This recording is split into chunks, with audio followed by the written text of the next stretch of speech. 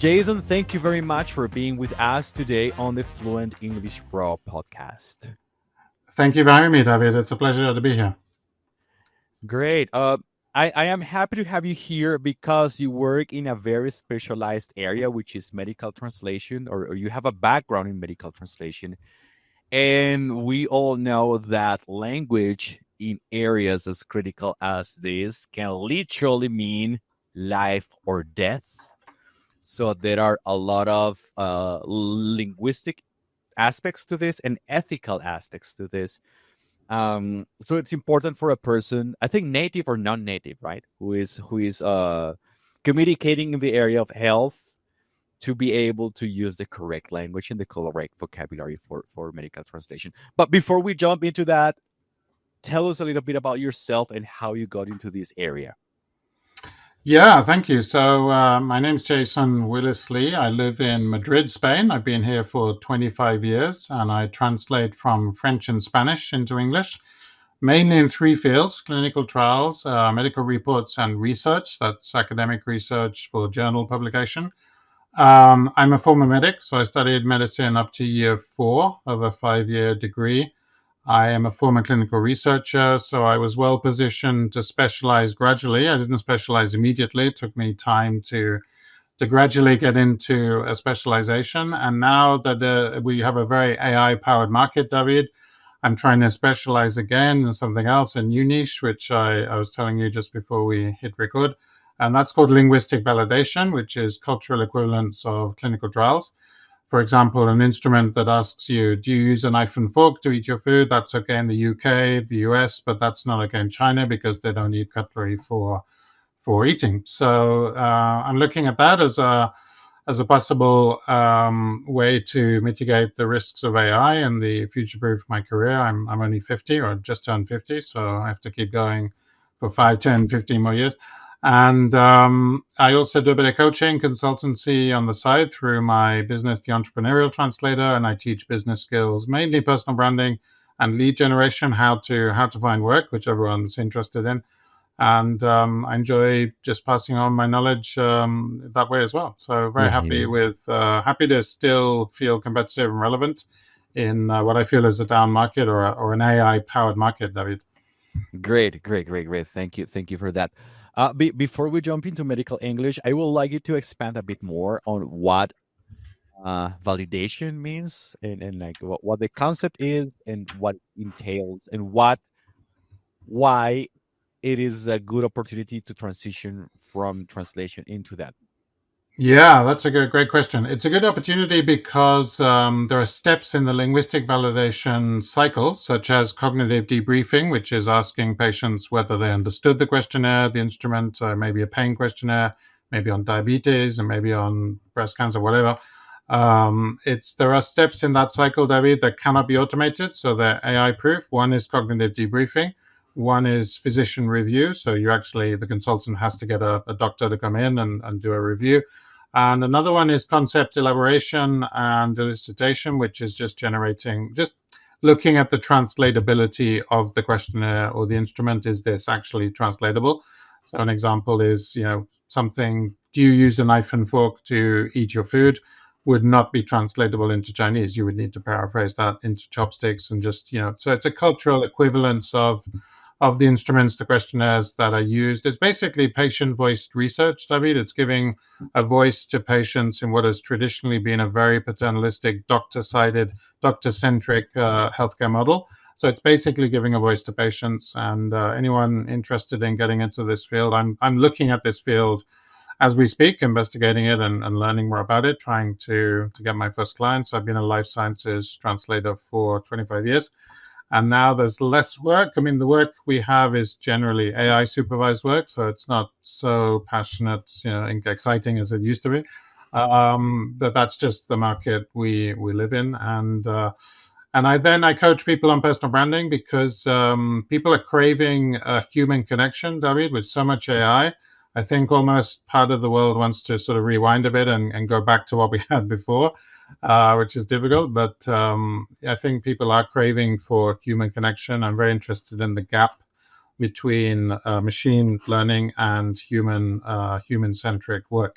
So I think we live in an interesting time, and it's caught me just in my middle age, coming into 50. So yeah, I've been working 2-3 decades, and I have still another decade and a half at least to work. So I'm interested in opportunities for me, for my career, and then obviously the wider tribe of my tribe of translators apart from me. So Uh-huh.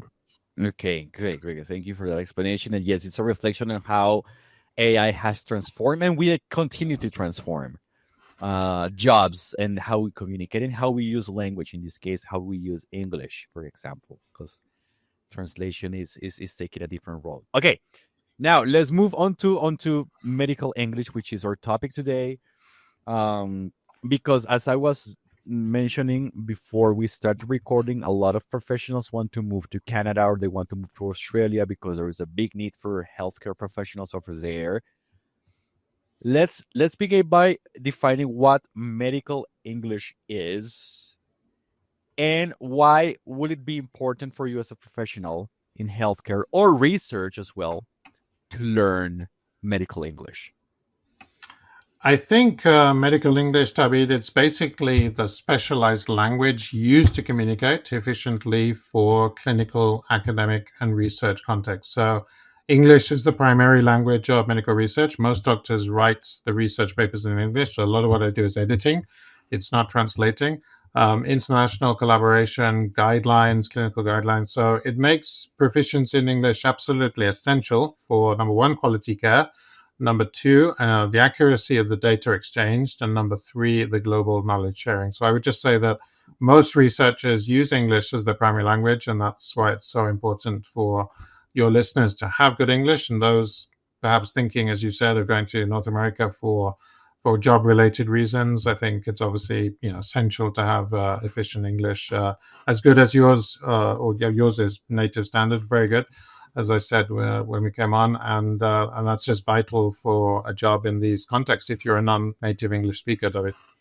Absolutely. And because it is a field that sometimes changes a lot, if you want to stay if you want to stay up to date with the latest changes, you have to be able to communicate in English and to get access to those in English. Because when you get a translation, a lot of time has already passed. Yeah, exactly. There's a big time lag. The publication cycle can be up to 1 month.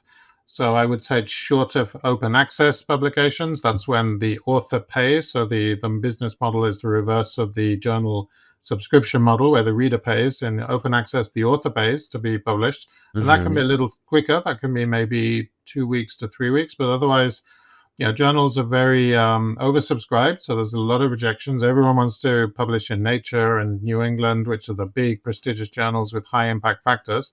And I spent a lot of years giving other people, there was a lot of, I was a sort of bridge between the journal and my clients, and you would sort of get a lot of you have to be a little bit of a psychologist with clients, David, because some of the clients look at you and they think you're the problem and you're the fault. It's your fault you didn't get it. That's not true. It's because there's a higher number of people wanting to publish in the free journals than there is space for the publisher Mm-hmm. for the academic research. So that's simply the problem, and you have to you gradually learn how to explain that and have a sort of as they say in Spanish, tener mano izquierda, no, have a little bit of diplomacy and be willing to assuage someone's ego, and researchers sometimes have quite big egos. They're specialists in their field, and if they want to publish in a particular journal, they think, well, who is someone to stop me from publishing? So you have these kind of obstacles, and it's not just a translation where you hand it in and then it just disappears. It comes back again and again. So it's a bit of a game of ping pong.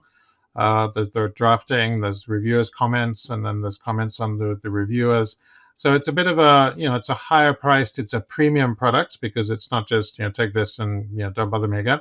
It comes back 2-3 times, and I've had projects which have gone on for 6 months, which is a very long cycle. And if anyone's interested in this field, yes, AI is now involved. I think the journals were getting us to sign disclaimer, or getting the authors to sign disclaimers saying that AI has not been used. That I think is changing because I'm seeing less research article orders from my clients.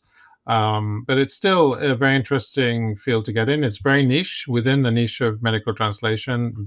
Academic journal writing is medical writing is a niche within that niche. Hmm. Okay, okay.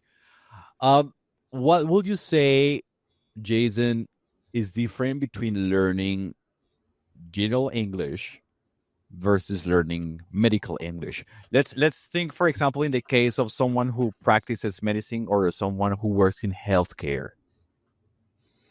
So I think medical English is very more specialized. So you have to have a comfort level with the specialized terminology.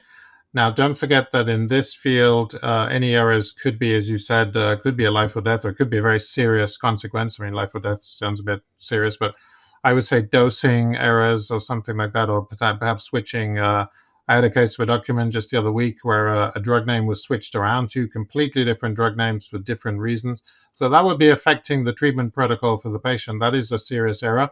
And you need to have quality assurance checks in place to avoid those kind of errors. I mean, we all make errors, but that's the kind of error you most want to avoid.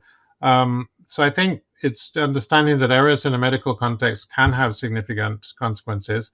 And I think it's a good idea, apart from very proficient, high proficiency in English, is to be familiar and very au fait with documentation standards like patient records or clinical trial protocols. So I think if you have those two things, the language side of things, and then you have a bit of research and protocols, you're familiar with the documents, then you're good to go. Hmm. Okay.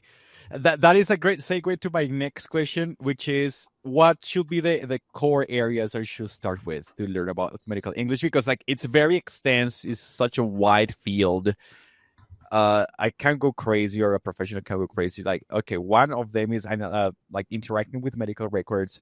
Can you expand a little bit of more on that? Like, what's the basis for me to get in contact or to learn more about medical English?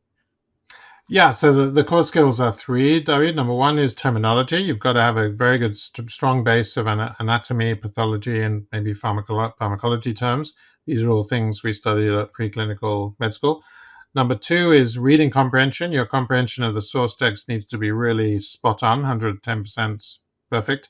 And then number three, you need very good writing skills in your mother tongue. So in my case, that would be English. In your case, I think it's probably Spanish.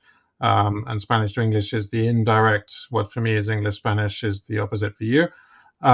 So you need to the reading comprehension has to be very good because you're engaging with academic journals and case reports. So you need to understand exactly how that information is structured in this genre.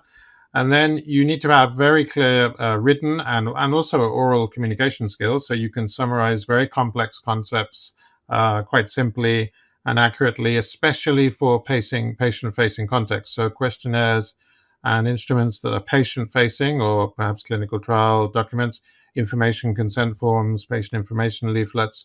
These are things that are patient-facing, and they need to be the language we use for those documents is more lay or more non-technical than the language you would use, for example, in a summary of product characteristics. That would be a more technical document for a clinician side audience, a doctor-sided audience. So I think if you have the terminology, you have good written comprehension of your source languages. In my case, it's French and Spanish, and you have good written skills, then you're already well on your way to a career as a translator. Now, of course, you need to adapt to the current market, which is AI, and you need to supervise a lot of AI output, or you need to skill up and get some additional skills, which is what I've done. And I went and did some business coaching, and stopping short of doing a full MBA, I went and talked to some consultants about lead generation, about personal branding, and I now have a side hustle which I very much enjoy, speaking at conferences and teaching people about personal branding, David, which is basically how to position yourself before a Hmm. market and how to attract work towards you. You need magnets, you need assets, you need a website, you need to force traffic to the website. There needs to be an opt-in on the website. There's a whole lot of things that a lot of people don't do, that you have to do now because the market is sort of forcing us to do this. And that's how I've survived, and it's how I've stayed competitive and relevant in the last, let's say, 2 or 3 years of my career, David. Hmm. Okay, great, great. Thank you very much for sharing that information, Jason. Hey there, if you're enjoying the podcast, imagine how much more progress you could make with consistent, specialized support every week. Introducing the Fluent English Pro membership, designed specifically for busy professionals like you who want to keep improving their English even on a busy schedule.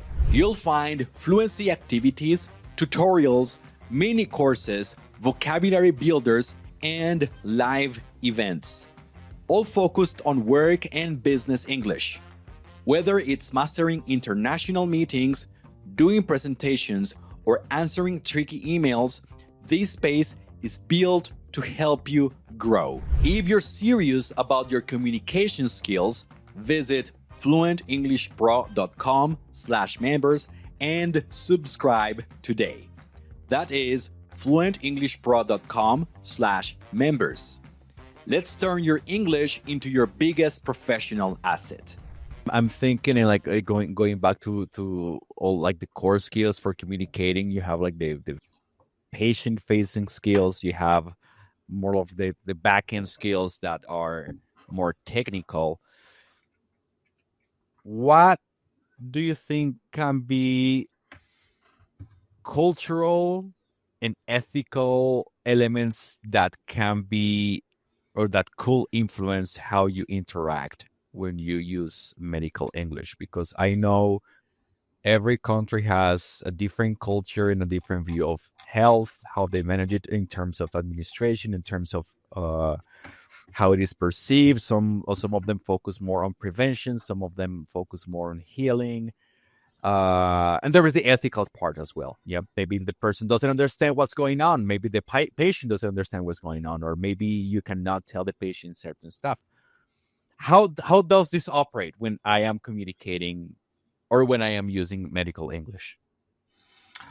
So that's a good question. So I think the context of where you're working matters and the country you're living in. So if you are seeing patients, then obviously confidentiality is a huge issue. If you can't mention some things to patients, then you have to keep that under your hat. Most of the time, we're working with documents and we're not actually seeing patients. I did have one case of a patient, the son of a father who died very sadly in Mallorca. And he wanted to speak to me when he found out I had some medical training. And I actually sort of veered off my obligation, which was to translate his father's report for him into English so he could understand what happened. And there I probably made a mistake speaking to him because he was clearly grieving over his father's loss. And that was an example of probably I overstepped. It's not my job now, although I had some training that came in useful. I probably shouldn't have spoken to him on the phone. I could clearly see he was going through a process of grief and actually being very combative and actually sort of disputing, almost picking a fight with what the report was telling him in black and white. And I think his father had multiple pathologies, though it was a multi cause of death, I think. So that was an example of perhaps a mistake on my point. It's the only time I'd been asked to get on and actually have an interview with the client, and my job was simply to translate that medical report, that discharge report, which was actually a report of death, still called a discharge report. And I think it's very, the country you're living in matters. I think if you're living in a litigious culture such as the United States, it's not the same translating those kind of documents as it is maybe in Spain or Colombia, where you live. You live in Cali, and I'm in Madrid, in the center of Spain. So I think it's very dependent on where you work. If you work in North America is certainly a very litigious culture. They like picking fights and filing lawsuits. I think you have to be a bit careful who you offend in the US, but as long as you're ethical with yourself. Some of us have liability insurance. There's a couple of companies that give liability insurance, so if there is a very serious consequence, you're covered. You insure yourself against that risk, just as the landlord of a flat might insure themselves against the risk of non-payment. So I think as long as you're taking reasonable steps to be professional, get insured, and cover your possible liability, then no, then I think you're okay. And you need to have some terms and conditions, some T&C, which you should get clients to sign. So, a client hires me and has a certain expectation from me. I also have a certain expectation of the client, how the client behaves, how the client will show up, how committed they are to the work, particularly if it's a coaching product in the context of personal development and business upskilling. There, I think there is more of a place for terms and conditions than there is perhaps in simple service provision, which is time for money working. And I'm still very much a time for money worker in my services business, and that's what I'm pivoting at the moment from medical translation to this new niche I'm telling you about, linguistic validation.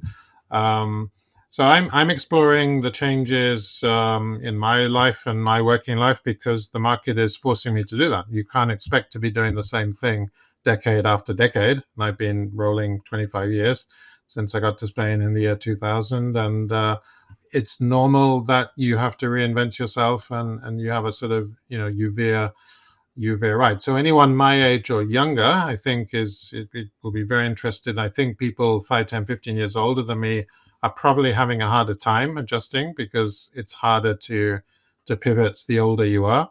And certainly I've seen a couple of older workers having some difficulty with the new context. And I think AI, it will probably go even further, David. I expect a situation where we're in our car reading the paper, the car's driving itself, self-driving car. We can say to the Claude or the Perplexity, bring up all my Gmails and just give me an overview of the week. And there'll be a lot of integration happening. You could say, buy this book for me on Amazon, buy the ebook version. You could do a lot. I have no idea who's going to integrate all this or how that would be. But that's the way I expect it to be going in the next 5, 10, 15 years. I think the most valuable company now on earth is now OpenAI. It's Sam Altman's OpenAI. We saw a valuation of 500 billion last week or the week before, and that exceeds even the valuation of SpaceX, David. So we're talking extremely high valuation of these AI companies. Okay, talking about that, and I know like whatever answer you give me today is not gonna be the same. You can give me in 3 months, 6 months from now because AI changes so fast. For sure. But Absolutely. is it reliable for me to learn such critical language as medical English? Because sometimes in general communication, it just makes up stuff. It gives you inaccurate information. How much can I trust AI to learn this type of like very, very life or death situation type of language? So I think in the types of reports that I have translated, sensitive medical reports, it's pretty good. It's certainly dealing pretty well with abbreviations. The number one problem, the challenge I would say to you for a medical report is the abbreviations, undefined abs, and you need to put an author query saying that the author hasn't spelled this out. I don't know what it is. But AI hallucinates. So as you correctly said, AI hallucinates and makes stuff up. It is programmed to give you the LLM, the large language model, is programmed to give you the answer it thinks you want to hear, and it's basically a magic trick. It spits out word by word a magic trick, as I think Seth Godin called it a magic trick right at the beginning. And I'm experimenting with a lot of things. Today, I summarized a conference, an AI "This Is Your Brand" event. I put 4 conference videos into the Notebook LM, Google Notebook LM, and I got a 5-minute video summarizing, and that's pretty useful. So it's a time-saving exercise. I think Claude is pretty good, Perplexity, possibly even better than the paid version of ChatGPT. So I think there are better LLMs on the market than the GPT. GPT-5 has just come out. So I think it's generally reliable, but I would not be buying if I were a translation medical report consumer, I would not just be relying on the AI output. I would have someone like myself just supervise.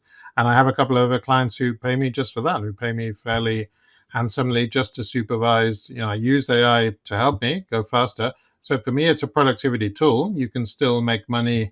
Your billable hour is still quite high, but there has to be a human sort of involved in the AI process. You can't just stand in the AI as if it's, this is the gospel and that's it. So the answer is that generally reliable, but with a lot of caveats. Mm-hmm. Like as we could say take it with a grain of salt. Just don't trust it 100%. Use it as a launch pad, as a platform, but That's it. not as a 100% reliable source. Like always contrast That's information. that's exactly it. Yeah. Great, great, great. All right. I have one last question, and that is, if you have healthcare professionals who want to master medical English, what will be a piece of advice? What is something that you think is key, or that they could start doing today to achieve that, to master medical English? So I think there's a lot of online training available. So you can look at I'm going to show you the book I had at med school, because I can see what I was going to tell you is just here. This book is the Oxford Handbook of Clinical Medicine. It's a cheese and onion colored book. When I was a student, this was actually bought in Sri Lanka, my mother's country, so it's actually blue. So the Oxford Handbook, this has every single condition, and we were on the wards just flipping this book up and down and writing in it and scribbling notes. That's one. Online courses, so BMJ Learning, Coursera, Upwork, these are things as well. And then you've got to be a very sort of aggressive reader of literature, David. You should be subscribing to The Lancet, BMJ, New England Journal of Medicine, New Scientist, Nature. One of these things, I mean, not all of them, but one or two of them you should be reading.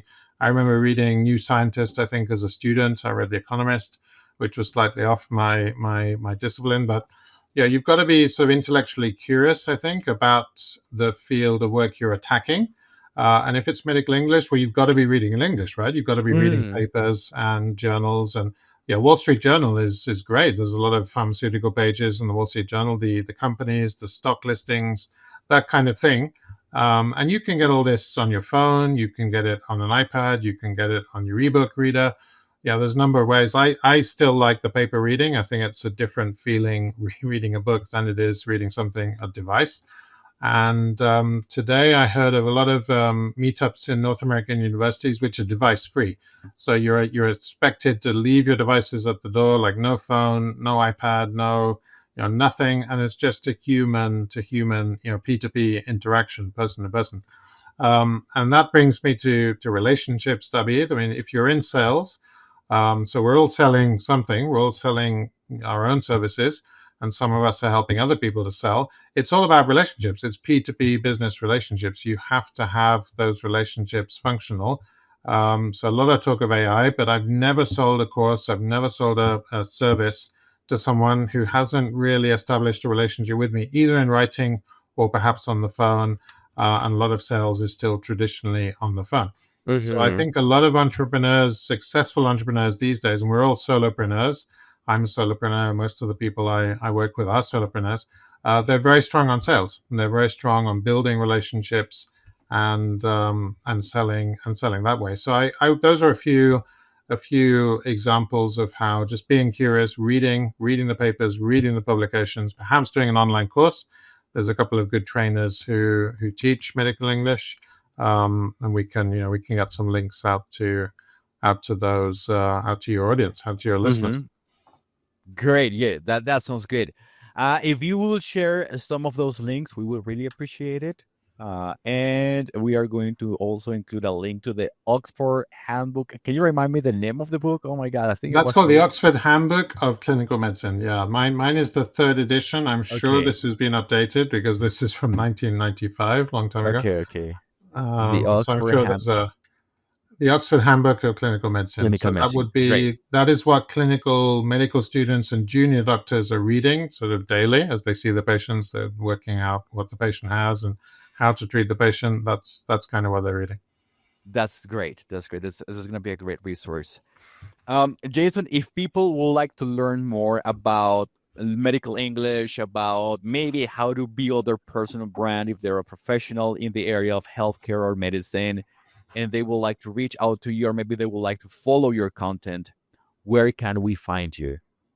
So the best way, David, is the website is entrepreneurialtranslator.com, entrepreneurialtranslator.com, or I'm on LinkedIn. If you just type in Jason Willis-Lee with a hyphen between the Willis and the Lee, or Entrepreneurial Translator, my profile should come up. Do please connect to me, on LinkedIn or follow my website. There's a lot of free content. There's a podcast, there's a blog.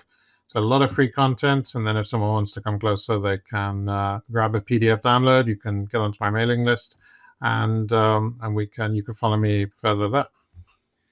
Thank you very much. For those listening, all the links to Jason's website and social media channels are going to be there in the episode description. So you go there, click those links, follow Jason, reach out if you need to. Mister, thank you so much for all the valuable information you have shared with us today. You're very welcome. Thank you for having me on the show, David. Thank you.